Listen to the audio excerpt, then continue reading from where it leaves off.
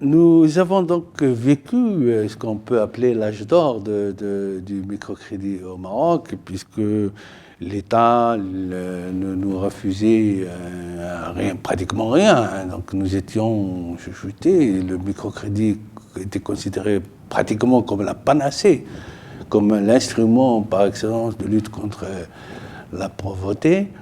Les bailleurs de fonds déversés sont cotés. Puis il y a eu un emballement extraordinaire, des taux de croissance à 3 chiffres d'année en année, et ce jusqu'en 2008. Alors que jusqu'ici, le taux de part à 30 jours ne dépassait pas les 1,7% en ce qui concerne notre offerte.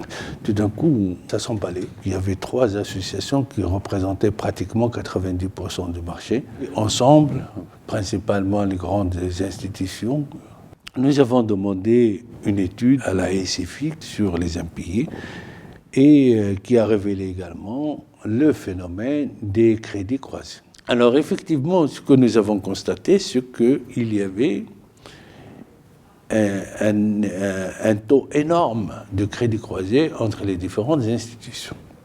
Seulement, il faut nuancer. Moi, je ne dis pas que c'est ces taux, ces crédits croisés qui ont amené la crise, mais il a participé certainement au surendettement des clients. Il faut rappeler que dans le secteur, la plupart des autres institutions travaillaient sur le déclaratif. Et puis, patatrac, c'était le problème de Jacoura qui s'est révélé le plus inquiétant, puisque Jacoura, je le rappelle, était la première institution de microfinance à l'époque. La crise de 2008 a été essentiellement la crise d'une institution. Et donc le fait que cette institution ait cessé d'exister et que les autres aient eu un comportement globalement bon, c'est-à-dire qu'elles sont restées professionnelles, elles sont restées ouvertes sur l'évolution et le progrès, elles sont restées à l'écoute de leur clientèle. Il n'y a pas eu ébranlement de la confiance. Ce qu'il y a eu, c'est qu'à un certain moment, beaucoup parmi les clients du microcrédit se sont posé la question de manière légitime, est-ce que ces institutions sont toutes en train de partir en faillite? Et si c'est le cas, pourquoi je vais leur rembourser de l'argent qui de toutes les manières ne servira à rien et pour lequel je n'aurai pas une prime à la confiance dans des prêts ultérieurs et dans d'autres services dont je bénéficierai? Et c'est pendant cette période-là qu'il fallait impérativement renforcer la confiance et que les gens s'assurent qu'ils ont en face d'eux une institution pérenne, solide, engagée et qui va continuer d'accompagner leur développement. Ce qu'on a qualifié de crise est la crise d'un acteur, qui était Jacoura, pour des raisons pas forcément liées au comportement du marché, des raisons plutôt internes, reconnues aujourd'hui comme internes. Mais vu de l'extérieur, on a vu un encours baisser et des encours d'impayés augmenter. L'encours a baissé parce que l'encours antérieur était gonflé artificiellement par à peu près 30% de clients croisés. Donc pour prévenir un risque systémique à venir, les opérateurs appuyés par la Banque centrale ont entrepris de décroiser. Dès 2008, ça a baissé le dénominateur. Le chiffre, la faillite de Jacoura a augmenté le numérateur et c'est ce qui a donné cette image de crise.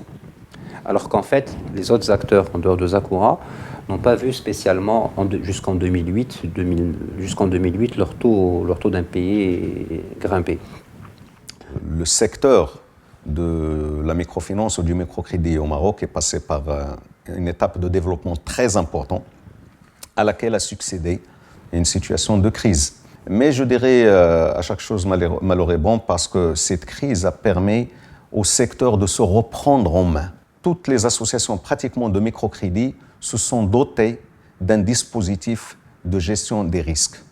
Dans le cas de notre fondation, par exemple, on a créé une direction pour la gestion des risques globaux et on a mis en place une cartographie des risques. Et ça a permis aussi au niveau du secteur l'automatisation, parce que plusieurs associations n'avaient pas un système d'information performant C'est notamment ça aussi qui a généré un risque pour le secteur.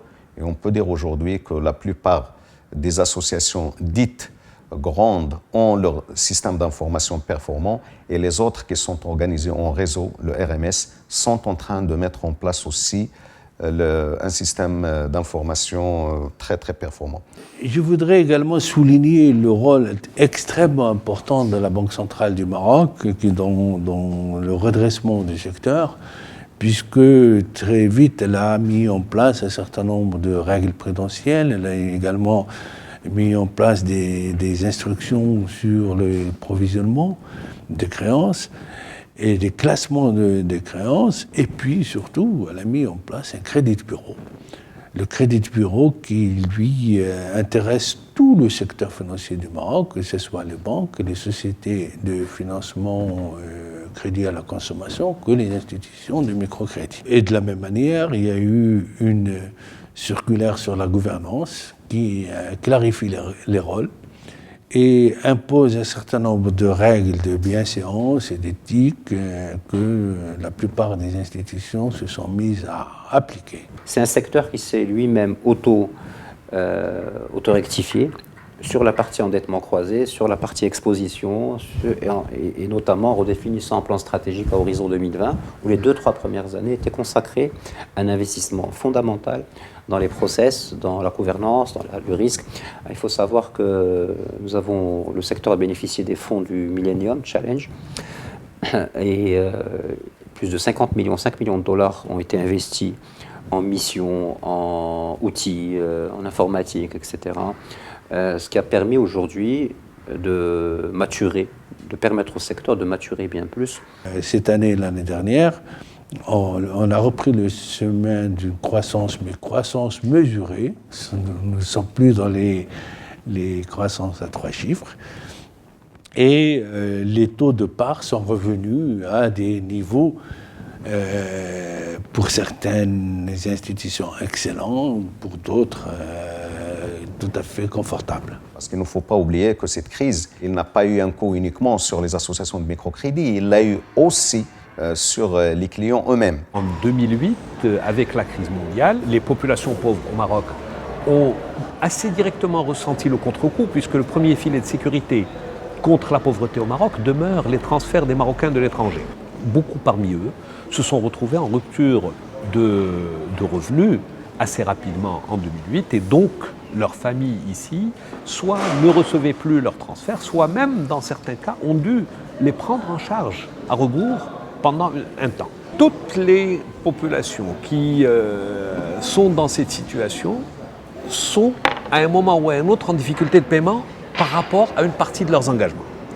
Est-ce qu'elles ne vont pas payer le loyer? Est-ce qu'elles ne vont pas payer l'école? Est-ce qu'elles ne vont pas payer l'électricité et l'eau? Est-ce qu'elles ne vont pas payer le téléphone? Est-ce qu'elles ne vont pas payer le microfinance? Une autre conclusion qu'on a tirée de cette crise, c'est que les associations de microcrédit ne sont plus concentrées uniquement sur ce qu'on peut appeler le développement d'un encours ou un ensemble de clients, un ensemble de crédits, mais c'est plutôt du qualitatif. Et dans ce sens, il y a une concentration beaucoup plus importante sur le client.